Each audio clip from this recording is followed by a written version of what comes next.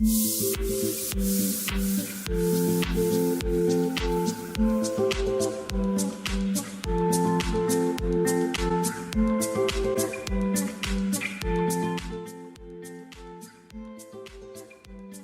guys, welcome back to the modelme podcast. I know, how new is this? It's so exciting. I have my friend Harriee with me today. Hi. This is kind of cool, you know, it kind of feels like this is a bit of my vision coming out to play a little bit, which is, yeah, so exciting. I have got something really exciting happening next week. We are doing an event called Style and Identity. And I thought, what better way to start introducing to you guys why I feel this is such an important part of you understanding your identity than getting my dear friend Harriee to come and have a conversation. And so it's quite peculiar, I'm not gonna lie. I am not used to sitting in this room with someone else and filming. And I absolutely love it because this is actually something I want to do more of with modelme. But I'll be really honest with you. The reality is sometimes when you're trying to get something off the ground and when you're just trying to go, I personally feel that I just need to go and do it. And I think sometimes when you're interviewing other people or when you're creating a calendar, I'm sure you've had this problem too, like it can just get really messy and in the way. And before you know it, you've got a million excuses, including people aren't available. And so that's kind of why I haven't created a calendar yet with people. So I'm really grateful that I was able to just be like, Harriee, do you want to do a podcast? And she was like, yeah. And we found a date real quick. So I, really have to thank God for that. I also think that, you know, God had to really take me on a journey and say, actually, Tash, I've got something that I want you to share because you have a voice. And so we were just discussing before I started filming about how, you know, like I'll be editing this podcast, I'll be posting it. And I think sometimes the reality is when you're trying to get something off the ground or when you're starting your own business, it is going to be you that does everything. But I want to encourage you that you have got the skill set, you have got things that you can do in order to grow and learn. And so as we sit and have this podcast conversation today, I also want you to be encouraged and know that actually you don't have to have anything to hold you back. You actually can just go out there and do it. Okay? Cool. So there's my pep talk for the day. What a word. Right? It just flows. It just flows. So, wow. How do I introduce you, Harriee? So Harriee and I met at our church, I think. Is that right? Yeah. We met at our church maybe 2 or 3 years ago. I want to say 3. I think it's 3 as well. You got married 2 years ago. Yes. Okay, that makes sense. So it's probably nearly 3. And yeah, we've just become friends through our church recently. And so I think, for me, it's really important to share with you guys that a church is not necessarily just a building. Church is actually a people. And I think, you know, you can kind of go to church, and I've had this experience as well. You can go to church and you can kind of live quite a separate life where you can like have your people at church that you talk to, and then you have all your friends outside of church. And, you know, that is fine if that's the way you want to kind of live your life. But what I realized was actually, I mean, I'm very grateful. I definitely didn't do it intentionally. But I think the more I wanted to get to know God and grow in my faith, I found that I just wanted to be with people that actually were pursuing the Lord as well and not actually just living a completely different life to me. And I do have friends that have a completely different life to me, and it doesn't mean I can't have them as my friends. But I think when you walk this road of faith and you come across the many storms and trials and challenges, it's so incredibly helpful to have somebody that understands those trials and understands that we just need to keep our eyes on God. So I'm really grateful, actually, I think, for the friendship that we've developed this year, and actually for the things that have just kind of birthed out of you and me spending time together. And what's amazing as well, I feel like what I learned so much about from you, as you can tell, as you already know, I'm a chatterbox, right? And I love a chat, and I'm a big extrovert, but and Harriee does love a chat. She does love a chat, but she is very different to how she might go about it to me. And I think I learn a lot from being friends with people like that. So I'm actually really grateful that you have welcomed me into your life, because I know I can be a lot, and I know I'm full on, but I'm really, I'm grateful. I feel like we've had some beautiful conversations this year, just sat in the park or in the cafe. And I think as I've watched Harriee make decisions from a distance this year with her business, in recent months, I feel like I've just watched you completely blossom and flourish with what you're doing. And yeah, it's so exciting, because I'm excited for us to have this conversation. I'm excited for us to do the event next week. And I also feel that there is yeah, there's probably more that we're going to do together, because the root of it is that we both care a lot about people knowing who they are, like knowing your identity. And I think you really have a passion around style and visual identity. I mean, that's kind of how I've categorized it in my mind. And, I think for me, my first passion is definitely mental health, but I think they both interlink. We both have a story about body image, and I think it's more weaved together than I think we first knew all these years ago. So yeah, just have to thank God for the way we've been brought together. But yeah, Harriee, tell us. I mean, you're a married woman. She's a married woman. 2 years. And her husband James is great. We love James. Shout out to James. Yeah, fellow creative as well in his own way. Yeah, I need to talk to James actually about marketing. We were supposed to have that. We'll have that conversation, James. I say he's almost like my freelance consultant, who I can just ask questions here and there, especially CTAs. I'm not that great at CTAs, but What's he'll a CTA? review call to action. Oh, call to action! I didn't know that. He would review my captions or content, Wow. and he might say, "Oh, where's your CTA?" And I'm like, okay, I need to put that in there. Or I'm like, okay, does this make sense? Does this sound cohesive to you? Especially as someone who isn't in the same field, so he can hear it from a layman's point of view as well. And he's great with the one-line captions as well, because he often says my captions are too long on Instagram. So I go to him like, I'm trying to say this. How do I put it succinctly? Wow. And he comes up with some great stuff. That is so cool. It's beautiful, because I think, many people don't realize that. I think that when you get married, you're not just marrying someone that's like a partner for life, but in terms of like, I suppose, a relationship sense, but actually you're doing your whole life together, right? And yeah, just it's so exciting, because I think when you watch married couples work together, it's a beautiful thing. And you don't see it. I think you see it. We see it because of our community. Yes. But I think the world that we live in really doesn't promote Not so that. much. You know what I mean? It's very like, I have my thing and he has his thing, and like we're separate, and it's okay. Like, yeah, I don't know. We could talk about that, but we'll save it for another day. Culture. So I want to ask, talk to us about where you're from. So you're born and raised in London? Yes, Southeast specifically. Woo! I'm And then- not from Southeast, but there we go. So Southeast London specifically, native Nigerian. Okay. But once I got married, I now moved to the west of London Wow. and lived in Manchester for a little while during lockdown, which was quite a breath of fresh air from the London hustle and bustle lifestyle to a little bit more quiet, slow down, and dare I say, even slightly more friendly. Yeah. Slightly. Very. Tell us, how would you describe yourself? How would you introduce yourself when it comes to your career, to your work? What are the things that you're really passionate about? I would typically introduce myself as a multi-passionate creative, firstly, because I'm a creative through and through. It's in my DNA. But I'd also, for career-wise, I would say certified style coach, image strategist, sometimes personal brand stylist, depending on who I'm speaking to. Okay. Because I'm all about elevating confidence and presence so that it creates impact and expression and visibility. Did you say elevating confidence? Yes. So it creates impact. I love that. That's like such a good one-liner. You need that as like a reel on your social. I will note that down. Yeah, I create confidence to help you. Oh, I've got it wrong. Elevate confidence. Sorry. I help you elevate confidence to create impact. Yeah. Girl, that's so good. That is so good. So I want to ask you, actually, before we talk about style, I wanted to talk about this term visual identity.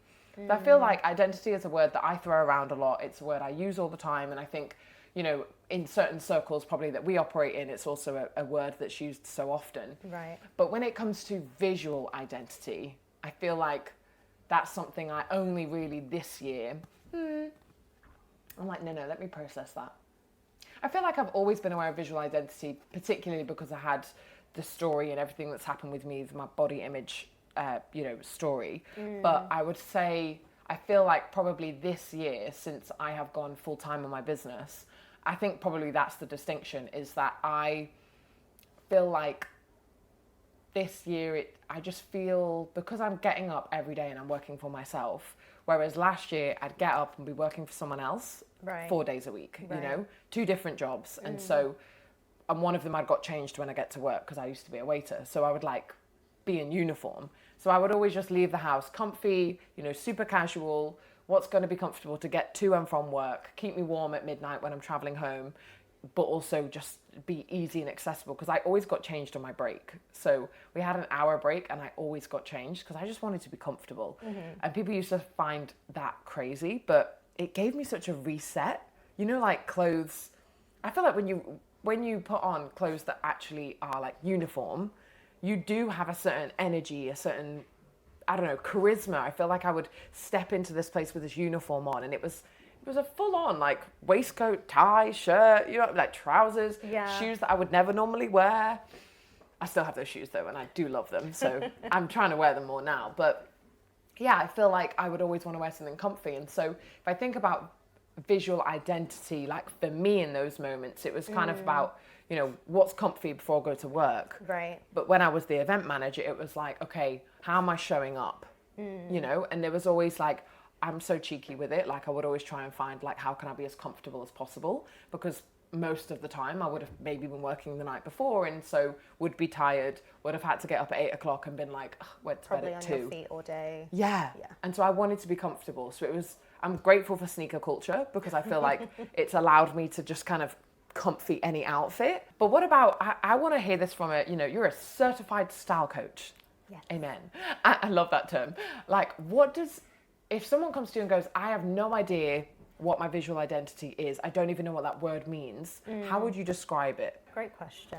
I would first off say visual identity, we often hear it in the personal brand marketing space. It's typically reference to typography, colors, because all of that sends visual nuances and cues to your audience about what your brand is, That's who so true, it you know. speaks to, Wow. right? So if we take that meaning and switch it to personal, whether that's personal style or your personal brand, that's just what elements and details in the way that you carry yourself, in the way that you talk, in how you get dressed, can communicate more of who you are, what you stand for, what's your story, what do you want people to perceive you as, or what do you want to be known for. Similar things like there's a guy who in America who's he has a brand agency, and I think he often goes by like Big Red, and he just has red pretty much all the time, and he dyed his hair red as well because for him that's his visual identity that makes up his brand. And now you'll see lots of different elements of his company, of his Instagram, and it's red throughout so that when people see him they instantly make that connection.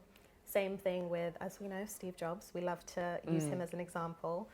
His thing with Apple, creating Apple, the turtleneck, the jeans, it was all for simplicity. Yeah. It was innovation.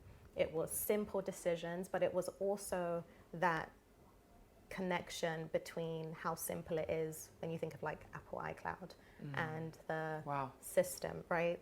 The ecosystem all works together smoothly.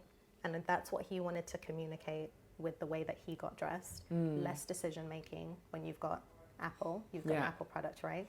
So it's very easy to do. And that's what he also wanted to, in terms of his values for his business, but also bring that into his personal life. Wow. He wants to make easy decisions and not think about getting dressed. So what does that look like? Creating a uniform. So it's very simple. So it's not to say that we need to copy his method, but it's the idea of creating a system that works for your lifestyle, your brand, what you want to be known for, how you want to show up in different areas and different spheres, and being consistent with that. I love that. That's so good. Yeah, I think as you're talking, 2 things that really stood out to me was, one is how we perceive, did you say how we perceive ourselves? And I think that's so important because, and I'm going to be really real with it, like years ago when, you know, modeling was my full-time thing, and I suppose I wanted to be seen and I wanted, you know, I suppose, certain, I wouldn't have said that about myself then, but if I'm really honest, like probably the heart of it was that I wanted to be seen. And also I probably felt the pressure to be seen. Right. You know what I mean? Yeah. And I don't know if I necessarily always wanted the attention. Like I even feel like even this year, what a huge thing for me has been kind of owning the fact that, you know, once a model, always a model. Like I'll meet people and they'll go, oh yeah, I thought you were a model. And I'm like, really? Like it's not like factored into me because I haven't introduced myself as a model since 2019. So it's been 5 years where it's not a part of my language. It's not something I say about myself. It's not something I speak over myself anymore and haven't for a long time. So I literally have had to like remind myself, like, you used to be a model, or like you have this look that people think you're a model. And I still honestly don't really know what that looks like to people because I feel like models are like people. They're so different looking. Like, what does a model look like, right? However, I have to be aware of the fact that if I look like a model to a lot of people that I meet, I feel there's a responsibility. And so what I think I didn't realize all these years ago, when one, I probably maybe wanted a bit of the attention, and also two, felt the pressure to perform in a certain way, to post certain pictures, to post things that had way more flesh than I would ever post now. But like, it's that idea of how did I perceive myself? Because if I was in a space where it was like, well, I need to do this. And the reality is, as a model back then it was very much like, you need to be posting this kind of content. And so it isn't necessarily about, even if you perceive yourself in a negative way, your job is the thing that, you know, kind of comes first to how you perceive yourself. Because there were days where I didn't feel good about myself. Well, would I have to go and post a good picture because my agency would be like, are you posting? Right. You know what I mean? Yeah. So it's beautiful how you just explained that. And it has really got me thinking about how now I am so much more conscious of the things that I post or even wear in certain situations, because I have a responsibility, you know? And like, we've had this conversation before, like, I absolutely love the whole Miu Miu trend where it's like the low-rise jeans folded over, unbuttoned with the boxer short. I love that. I think it looks amazing. I love it so much and I want to wear it. But there's something in me that's like, I don't think I can. And it comes down to my values. It comes down to how I want to show up in the world. And like, I am a role model, whether I like it or not. I'm a role model. And you know, it's funny because modelme is all about being a role model of yourself, right? And I think if I'm going to run a platform like modelme, I'm going to help people, I have to be conscious and aware of how I'm dressing, what I look like. And, you know, I suppose I really believe we live in this world that's extremely sexualized.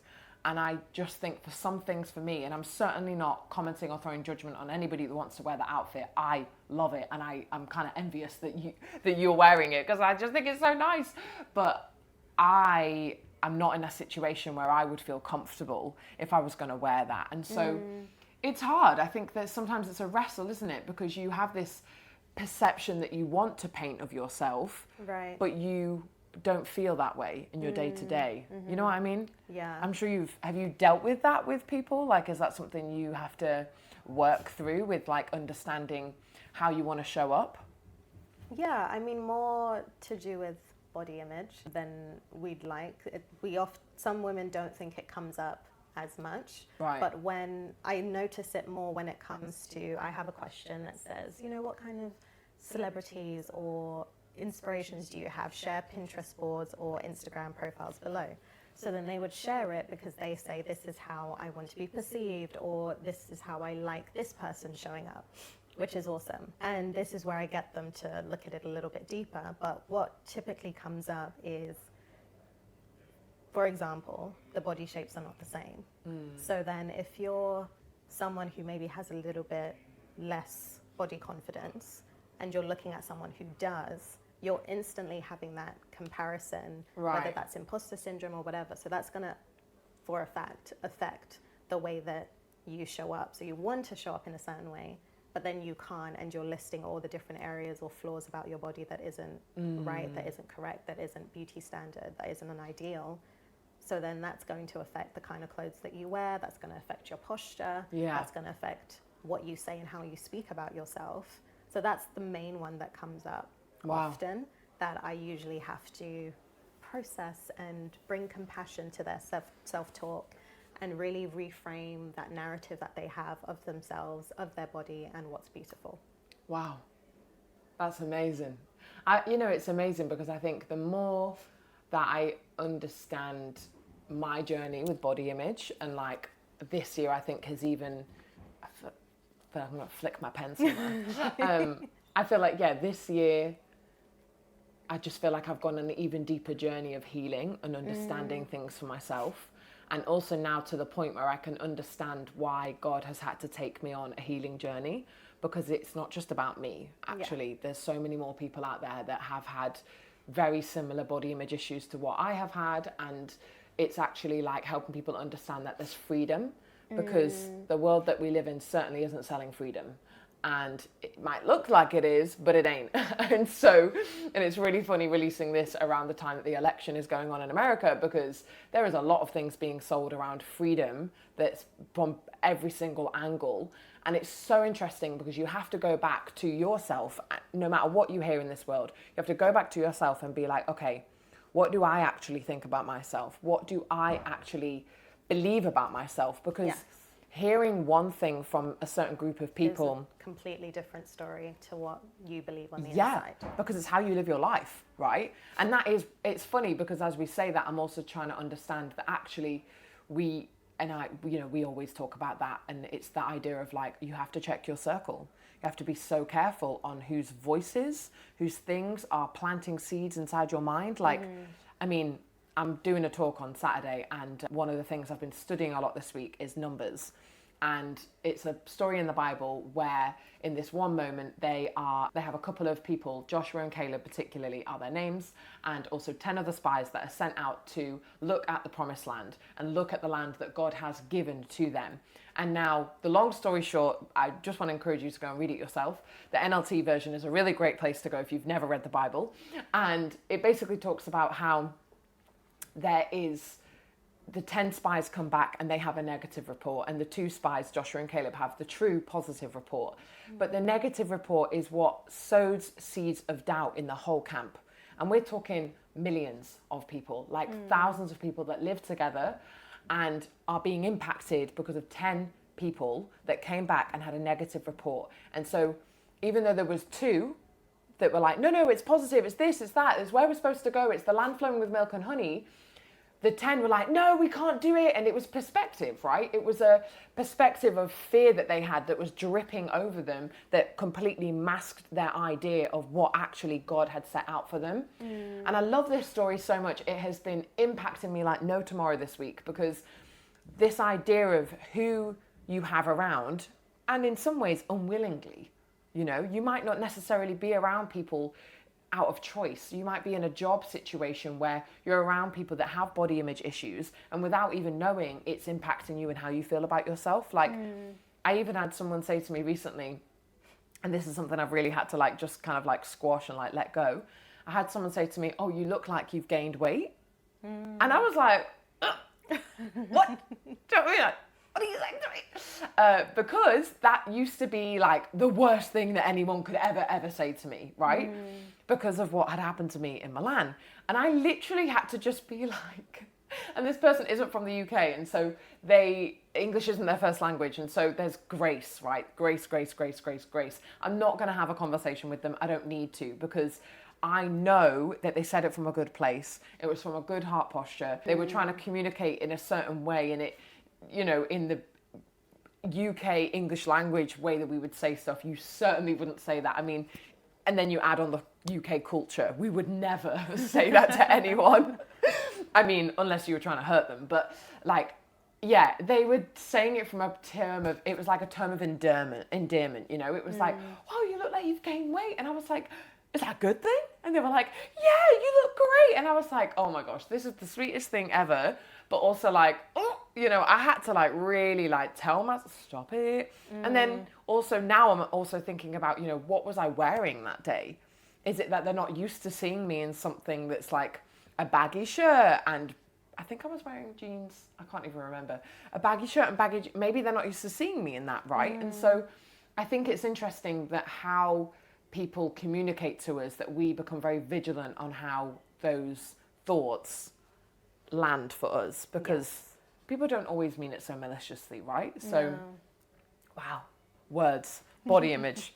I actually made notes, guys. I made questions, but I really am sitting here thinking I didn't need to, which I was probably quite right. What does style mean to you? Is it something that you have always been interested in? You know, were you thinking, you know, at 12, 13 years old, like, I'm going to go work in fashion, I'm going to work in style? Was that something you always had a beeline for? Much younger than 12, Much 13. younger. Wow. Okay. I'm talking, if anyone remembers paper dolls. Do you know paper dolls? I don't know paper dolls. I don't even know how old I must have been. It was around when Bratz came out. Okay, so I remember Bratz. Bratz, passion for fashion. But also I had paper dolls. With and their it was big this, heads. Yes. I love Very it. expressive. Very. So the paper dolls, you had this book and it had figures. And on other separate pages, you had outfits. And it had these tabs that you can pluck out and fold over the figure to create different outfits. Okay. And swap trainers and whatever. I thought the outfits in the book weren't enough. So then I would, in my creative nature, get extra paper, draw around and just create even more, whether it was colors or polka dots or just anything, so that there was more variety. So that was from whenever I could draw, really. Wow. So let's say maybe 7. Wow. Really loved fashion. Even younger. My niece is 6 and she's drawing all the time and has been for at least 2 years. Yeah. Wow. So always loved fashion. Sometimes I would watch whatever was on TV and draw the outfit and then change something about it. So change the sleeve or make it longer or... So fashion is something, or style is something that I've always had an eye for. But I have not always walked out in it in the way that I would have liked. So I, as you know, we've spoken about body image. I struggled a lot with my body image and feeling confident in that, which meant, well, even before that, from a young age, I loved color and expression and whatever. So that happened. But then when the body image came, the low body image came, I started covering up. And I would wear baggy trousers and I would wear darker colors. And my school uniform was a kilted skirt, shirt, jumper, and a blazer. And even when it was warm, I didn't take off my sweater because I thought if I covered myself, no one could say anything about my body weight. So I went through a stage of covering up. And then when it was uni, and I really wanted to develop my relationship with God, and I asked him, help me see me the way that you do. He started to use my love for creativity and the art of getting dressed to use different pieces of clothing to love on the different features that I didn't like. For example, my legs being one of them. And now I wear lots of skirts, which is not something I used to do. So in that, I found that style can either be used as a form of freedom and expression and joy and art, or it can be used as bondage, shame, guilt, and imposter syndrome. And with a lot of what's going on in the world today, trends, aesthetics, and what have you, personality types, it feels very cagey and boxed in. Yeah. And style is anything but that. It's supposed to be subjective. It's different to you and I sitting here. We both have different styles. So that's how I like to approach it. That's what style means to me, if I've covered that. It's very outside of the box. It's very multifaceted because we are. And it's an art form. Wow. That's so good. There's so much. This is so meaty. I love it. It's so amazing, I think, isn't it? Like how what we feel about ourselves, literally, that's how we dress so often, right? We just are like, I mean, it's funny that when I had, and I definitely didn't know, you know, I look back, I had my body image, I suppose, episode, I'm going to call it, what I thought started in 2017. And that's when my whole modeling journey kind of with that, I suppose, happened. But actually, when I look back to university, there were so many things that I did at university that like you'd look at and you'd be like, that's someone with an eating disorder, or that's someone that's got an issue with their body. And it's like, no one I didn't label it like that then. And I actually think, I went to uni, I graduated 10 years ago, and the language just wasn't around. We didn't have that kind of language back then. It wasn't something where, when I would have been struggling 11 or 12 years ago, no one would have been able to understand and see that. Whereas I think one good thing about where we're at now is we do have language for it, Yes. and we do recognize it. I do think sometimes at points that is not always a good thing, because we are throwing around terms like anxiety and depression like no tomorrow, and it actually does a disservice to a person who actually really does have anxiety or depression. And at the same time, I'm grateful that we have more eyes on it now and more understanding than we did 11 years ago. Because I look back and I'm like, oh my gosh, yeah, some of the things I used to do were not good. Like, it was so, and again, it was in darkness, right? It was hidden. It wasn't brought out into the light. I didn't confine that with people, and that's where, it can be really dangerous. So it's really amazing, I think, your story about how you've gone on a journey of allowing yourself to ask God, first and foremost, hey, how do you see me, right? I feel like I could ask God, oh, Lord, I'm going to ask you that question more. Because it's about identity, right? Right. And being in his image. And if we think Yes. about truth and beliefs, have you watched Inside Out too? Yes. So it's all about belief systems, right? yeah. And like you said, the wrong words or thoughts that's coming in can sometimes take root, and that's not who we are. Yes. And that will affect how we speak, how we behave, how we dress, etc. So in that time of uni, I thought, I'm seeing myself through a different lens that isn't reflective of what's in the Bible. I don't want to see myself this way. I want to see, the beauty and the joy and who he's called me to be, who he's named me as. I want to get to know that person. I want to finally love the woman in the mirror. Wow. I can't do that on my own. So I have to ask God to help me shine a light on the lies, remove and uproot what I've had as belief, so that he can input his truth and how he's formed me. And that took a long time. Unfortunately, it wasn't something done overnight. Yeah. Like, I would still look in the mirror one day and just be like, ugh, I don't feel beautiful. I would change this if I could. And sometimes I did try to. Didn't work. Here we are. But he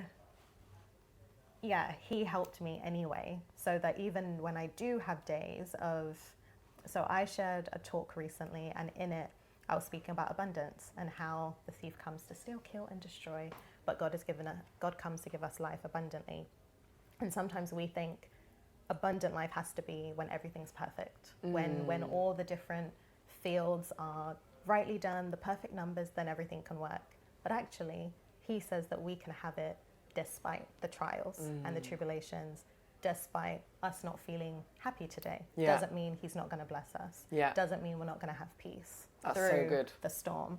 So I shared that in the same way of, in my journey, there were times where, yes, I was like, okay, amazing. I see the way that he sees me. I'm beautiful. I like my hair. And then other times I see my legs and I'm like, no. But it's through his grace that we can see style as a gift, that I was able to use the different skirts now to actually accept my body, accept my legs, and not see them as something that is shameful or ugly. Wow. So powerful. I love it. It's amazing, isn't it, when you understand that actually, it's like the scripture I love talks about how you'll have a peace that surpasses all understanding. That doesn't mean everything's going to look good. And it doesn't mean that you're going to even maybe feel happy. But he did promise to give you peace. Yeah. And so it's like holding on to that promise and knowing that literally the thief comes to steal, kill, and destroy. And like what you were talking about just then reminds me so much of Dr. Caroline Leaf's work, where she talks so much about, and actually I've done a podcast on this, I think it's podcast 3 or 5, and literally you can't just like get rid of a negative thought, you actually have to replace it. And that's where it's so powerful what you said. It's like actually replacing those thoughts, because then what happens over time is those synapses, let me not get too sciencey, but that tree, that synapse in your brain, it starts to break off because you're not building on top of that. You're not creating that strong connection between that tree. And so over time what happens is it literally disappears and like breaks off. And that's what happens in our brain, right? But you have to make sure that you're not I love this analogy, which I had literally live at an event this year. If you imagine your mind is like a garden, if we're going to stick with the tree analogy, if your mind is like a garden, when you find yourself walking to that area that's going to pour water onto that negative tree, you have to stop yourself and you have to say, I'm not going to feed water into that plant. I'm going to walk over to this side. I'm going to talk truth to myself, even when I don't necessarily believe it. I'm going to speak over myself in a way that's going to build these positive trees up and not build the negative tree up, because the more that you do that, the more you are creating that strong connection, and those roots are getting deeper into the garden of your mind. And you've got to be disciplined with it, though. It takes a lot of work. I love that you said that. Yeah. It takes a lot of work. It takes time. You know, I do believe that Jesus can change things in a heartbeat. And at the same time, I think we live in this world that's obsessed and consumed with a quick fix. We're like, we want everything now. We want one therapy session and to be completely healed. We want one counseling session and to be completely fixed. And it's not always the truth. Yes, in some ways, but not all the time. And so I think in this journey that we're on, and, you know, at our church, they always talk about healing as like an onion.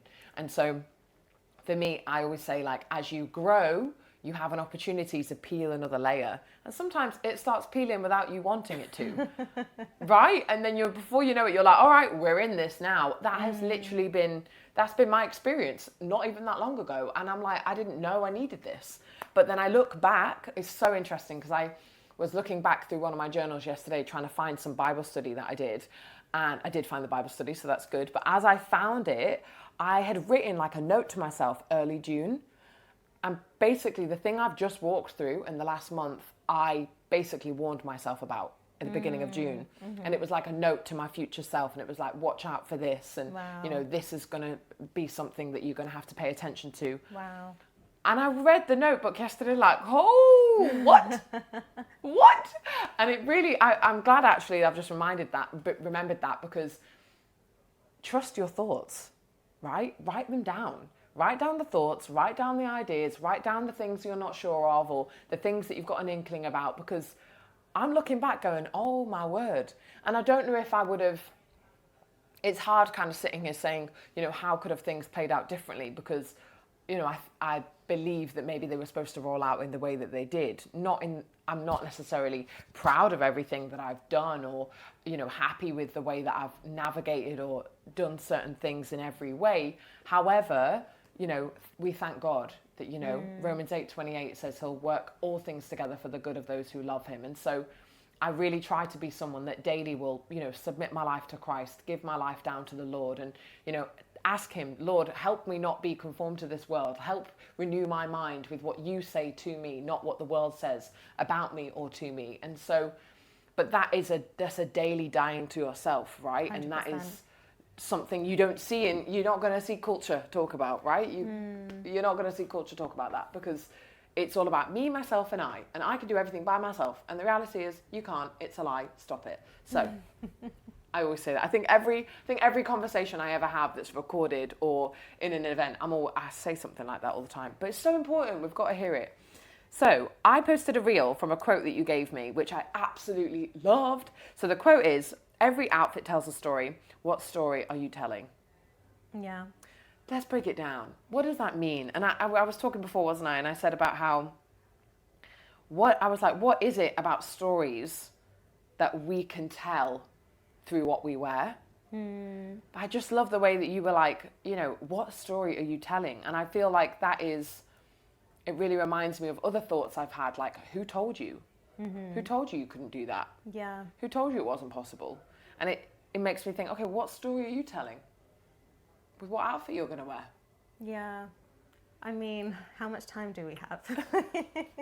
Oh, it's a meaty question, isn't it? It is, but for example, linking to what I shared a few minutes ago about even my journey of going from young age, very youthful and curious, and I wore like thick plastic colorful bangles, wow, to covering up and almost blending in with everyone with, you know, the denim. Nothing wrong with denim, but at the time it was my uniform, everywhere. My outfit formula was denim trousers, white t-shirt, black blazer or leather jacket, and flats. That was my go-to.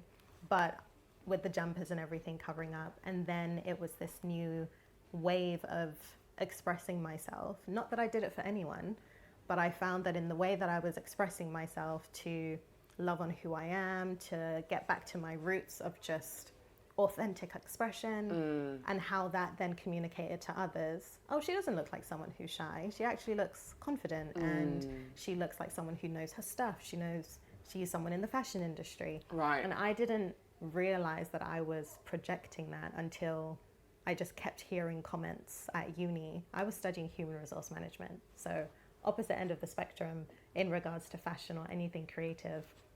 I imagine you really stood out when you came in your blue blazer. Everyone's like, oh. So everyone perceived a certain thing of me, and that's when I started to see that, oh, we're actually projecting something every time we show up, whether we realize it or not. But the question is, what story are we telling, and how are we controlling or impacting that story? Wow. So there's a quote from Brené Brown, and she speaks about belonging, which is actually one of the psychology has done a lot of research, or psychologists have done a lot of research about why people buy, and one of them is to belong. And she says belonging is not trying to fit in, but it's actually being who you are. So it's not that you change to try and fit into a mold or cage that I spoke about before, but it's about being who you are. And I think that's so powerful, because then when you are who you are and you display that, it draws other people to you. People almost want to know more about you, whether it is, oh, you're wearing an orange jacket, or for me, it's my black rimmed glasses, or when I have my curly fro out, it's like they're curious. They want to get to know more about you. But when you are blending in to the background and you feel invisible, I often like to say that sometimes your clothes signify an inward condition of what's going on. Wow. And say that again. Your clothes often signify an inward condition. You. That is so deep, Harry. Yeah. Wow. Yeah. So is that why sometimes I just want to wear joggers and slouch about? I mean, I would just say go back and just ask why. Sometimes it's genuine and it's for comfort, or you're running, or you're just doing errands, and that's fine. But if there is it's a function, yes, right? But if there is a different association to that isn't healthy, like feeling invisible or feeling frumpy or whatever, then that's where the unhealthy connection with style comes in, where you just want to be seen, or you don't want to be seen, or you want to hide, or maybe it's a thing of, oh, I have to do this because everybody else is doing it, but it actually doesn't link to your values or your personality. And that's the thing with aesthetics and the trends culture at the moment, or even outfit repeating, that I don't like, in the sense of you have to follow a specific thing that makes up your style, when actually it can be anything that makes up your style. Or outfit repeating, that there's fun and expression in that you can swap. Like, I'm a hardcore outfit repeater. Yeah, I've become one. It's if I like it, I like it. Exactly. Deal with it. And you wear it all the time. Yeah. Why you bought it? I just bought it. Yeah. Come on. Like, I just got sent this cardigan and I'm like, it's so comfortable. I'm going to live in this. Yeah. I'm literally going to live in it. I think it's meant to be something that you can do like activewear with, but I'm like, I'll wear this whenever I want to. So and there's nothing wrong with that. But at the moment, culture says if you've worn this to an event or you've posted it on Instagram, you can't be seen in that again. Yeah. But that's not so style. Unhealthy. Exactly. It's so unhealthy. But style is whatever is authentic to you. Yeah. I love wearing heeled boots. And it's like, if it's the same one that I've worn 3 times in the week, that's fine. Because it makes me feel confident. It makes me stand taller. It makes me feel feminine. And if that's the association and how I want to present myself to the world, then that's what I'm going to do. Yeah, wow. That is so good, man. Wow. This is amazing. Oh, it's so good. It's so good. There's so much to process. It's massive, isn't it? Because we live in this world that's very like, it's actually so toxic when you think about the things that we're being told. It's like, you can't outfit repeat. But then if you think about what people are saying about climate change, you know, and fast fashion. But you can't outfit repeat. It's two ends of the spectrum. It's like you can't do both. Wow. Yeah, and I always think about people, consumers, because then they're left thinking, okay, so what do I do then? It's either or, but really it should be and. Yes. You can outfit repeat and shop sustainably. Yes. You're not either or, because at the moment what people are doing is you've got an outfit, you've posted it on Instagram, can't wear it again, so then you pass it on to Vinted, or you pass it on to a charity shop or landfill, and that landfill is just growing and growing and growing exponentially. So shopping sustainably doesn't help if you're not outfit repeating. Yes. Because we're not getting down to the root cause, which is how we're shopping and how we're, well, I like to sometimes say stewarding what we have. Yeah. Right? If it's not done in the right way, you're still going to get the same end result. Yeah. Which is currently what's happening. Which is why instead I like to say, let's use more of what we have, shop sustainably, which you can do. And if you're not able to, because then the next thing is sometimes it's too expensive, right? Yeah. To get pure cotton or Yeah. pure silk. So then the next thing is, sure, if you do have to buy from, you know, the fast fashion companies or brands, just do it in a way that works for you and your budget, but then wear it to the most that you can, because that too is sustainable. Yeah. It's not always in the fabric, but it's just making sure that you're not throwing away things before you can. There's a whole thing about cost per wear and making sure that the cost, or you're getting the most out of what you're buying, basically. I like that, cost per wear. Yeah. That's good. It's cool. Okay, so I mean, I feel like we have just spoken about so much. So Harry, we're going to wrap up. So next week we are doing our style and identity workshop. My gosh, I feel like there is, hopefully this workshop, this interview, podcast, it definitely could be a workshop too. Love it. I hope that you guys watching have really been impacted and that you've really felt like, wow, there is some real nuggets that I've got from this. I mean, I'm sitting here thinking, I can't wait to watch this back and edit it, because I'm going to sit there with my notebook and pen and I'm going to be taking notes for myself. And I'm really grateful because I feel like I didn't give Harry much prep. I literally said, these are the 6 questions that I might ask, but you know, we might just talk about a lot of other things, and we have spoke about a lot of other things, which is great. So I'm grateful that you've been willing to pivot and just go with the flow. Yeah, like get on the roller coaster. Be like, right, Harry, we're going this way. All right. Do you know what I mean? So I think, like I was telling you, that you have opened my eyes to understanding what a style coach does and what a style coach is. And so I would love people watching this to know a bit more of what that journey looks like how you help people match their personal brand to their style and what that journey really looks like. And I know that we're going to talk a bit about this next week, particularly around confidence, because I mean, even that word elevate, right? Like, it's amazing. I didn't know that was in your tagline. And that's been in all my marketing. Who knew? I feel like, right? The vision, confidence, the elevate, they're the 3 words that I'm like, I suppose, really focusing on for next week, because I think without vision, people perish, right? And confidence is the thing that can drive us forward or literally keep us stuck where we are. Yeah. And I think we need tools in order to elevate what we currently have, like what you were just saying. We need tools in order to elevate the things that we have access to, so we can grow in our confidence and so we can fulfill our vision.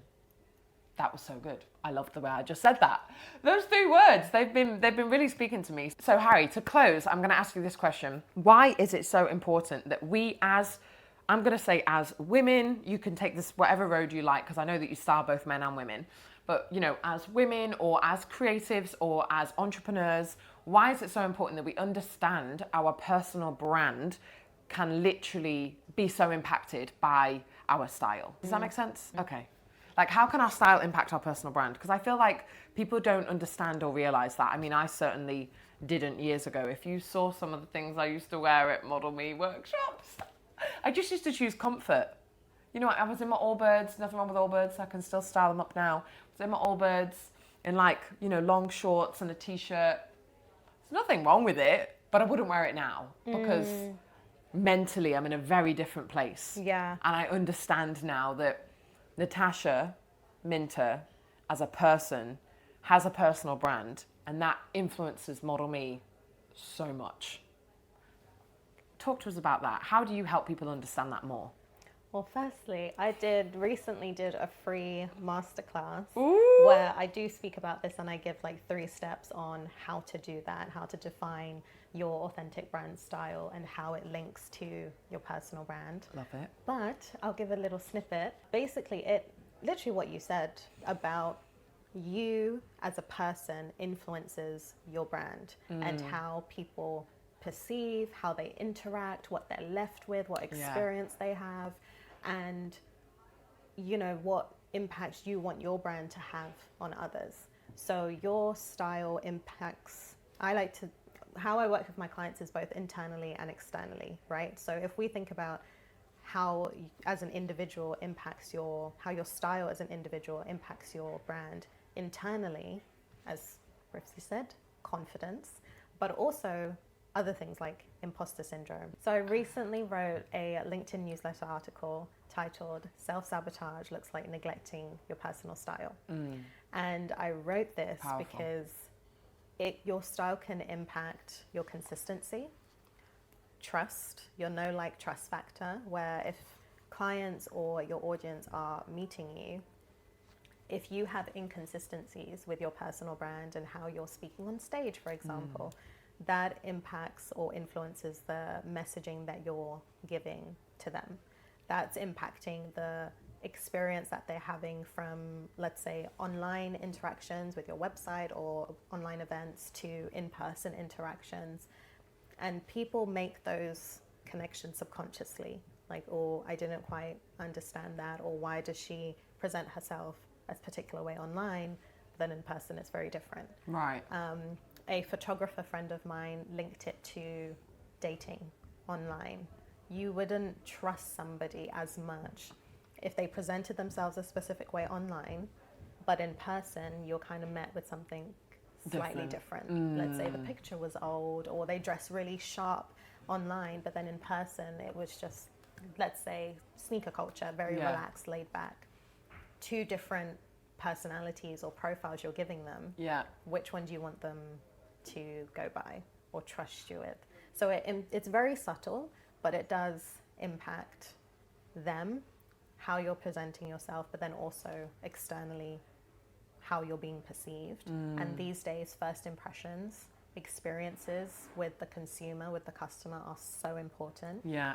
So as people who have personal brands, as people who are operating in, you know, the online space, on stages, we really have to take into account who we are, as we spoke about, our values, whether we feel authentic or not, because that too is going to cause imposter syndrome. Yeah. But then also, are we coherent with the experience that we want our brand to have and leave our audience, client, consumers with?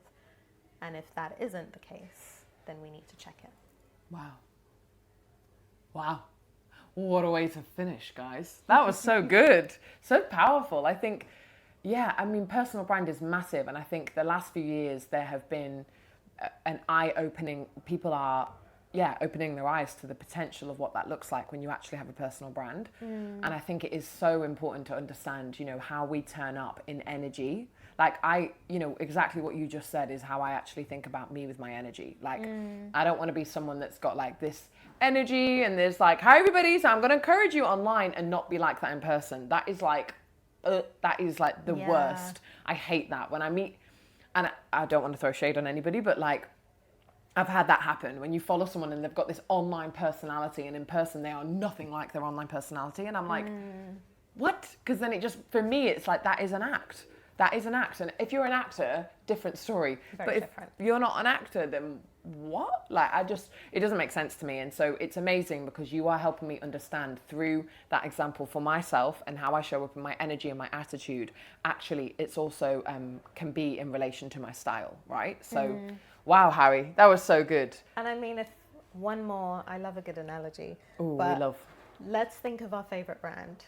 So what's your favorite brand, product? So product-wise, if you could just pick one. I don't know if I have like a favorite right now. Let's go with,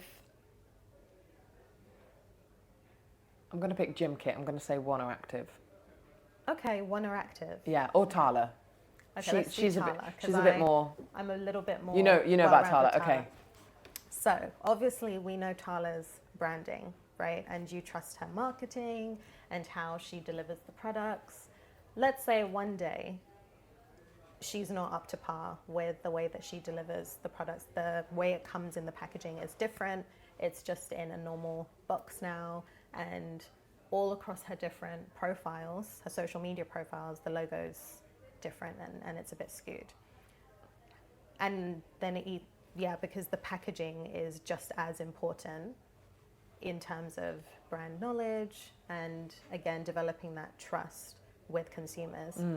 If you purchased something from her one day and it had all these things it was just off, how would you then feel when you receive that package or you buy it online? Oh, that's a good question. I suppose you feel disappointed.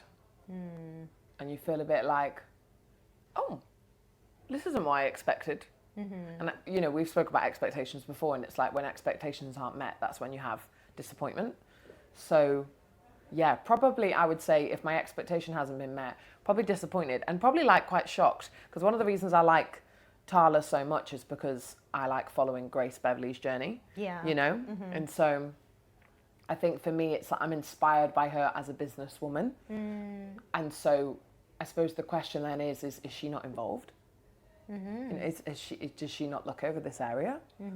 That's probably where my mind would go because of how I follow her. Of course. So can we see the connections being made if she doesn't essentially walk the way that she talks? Yes, 100%. And an impact on that has on you. And if that was consistent, or the inconsistency was consistent, not to say this is the case, but you may not follow her as much anymore. Yeah, it's true. That might not be your go-to activewear brand anymore. Oh, yeah. And that would then impact her sales, her customer base. So we can also look at it like that from a brand perspective. If it's not consistent, it's going to affect everything, to be honest. And I think, to be honest, that is the issue that many entrepreneurs have in terms of control, is not, as you grow and as your business grows and as you scale, not having control over every part of your business. I know that when I grow a team, I want to be able to give people the control to make decisions, because then you don't become one of my friends always says, a bottleneck, right?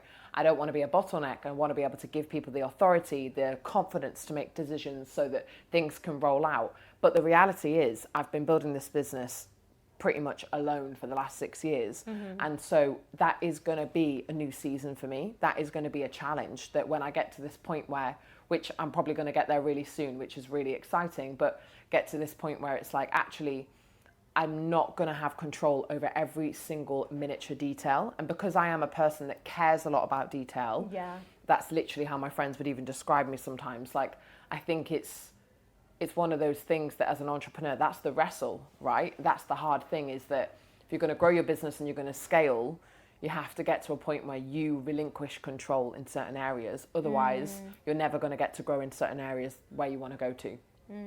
Gosh, that's a whole nother podcast. There's so much more about business that I'd love to talk about more on my podcast. So maybe this will be my area that I do that. So thank you so much, Harriee. That was amazing. I will make sure we put all your links, the LinkedIn, the Instagram, the website. You've got such a good website with all the details, with the LinkedIn posts that you just mentioned before about self-sabotage. Yeah, thank you so much, Harriee. Oh, thank you for having me. Of course. God bless you guys.